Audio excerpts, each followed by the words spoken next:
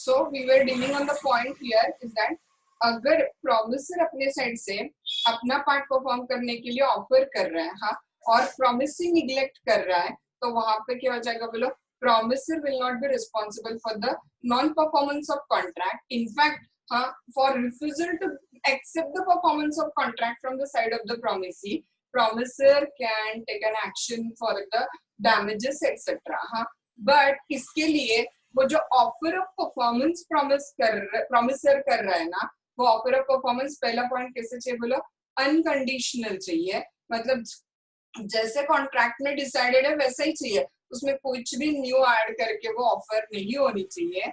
Number 2 देखो, हाँ, that offer of performance must be made at a proper time and place.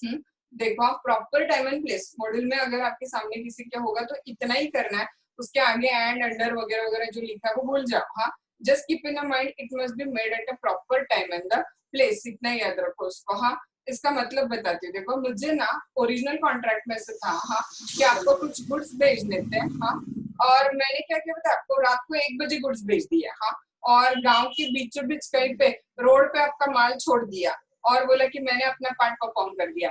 Can it be said that it is a performance of contract? No, because it is neither on a proper time nor on a proper place. So this offer of performance is considered as not valid वहां पे. हाँ, then next one क्या दिया देखो, हाँ, मुझे आपको कुछ गुड्स भेजने थे according to our original contract, हाँ, और मैं आपको क्या बोलती हूँ कि मैं आपको गुड्स तो भेज दूंगी बट आप वो चेक करके नहीं लोगे. इसमें क्या लॉजिक है? रॉन्ग है ना ये. कोई भी इंसान गुड्स अगर लेगा तो वो चेक करके ही लेगा ना, तो ये ऑफर ऑफ परफॉर्मेंस भी वैलिड नहीं है. जैसे मॉड्यूल में क्या दिया देखो, if the offer is an offer to deliver anything to the promisee, then the promisee must have the reasonable opportunity, huh, that the thing offered is the thing which the promiser is bound by his promise to deliver. हाँ, जो promise किया था deliver करने के लिए वही आया है या नहीं, ये चेक करने का पूरा पूरा अधिकार किसको है बोलो, प्रॉमिसी को है.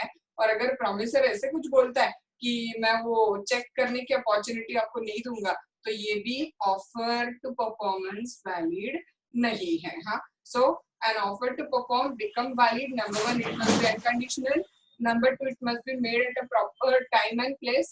And number 3, if the offer is an offer to deliver something, then promisee must get a reasonable opportunity of seeing that the thing offered is the same which is bound by the promise to deliver.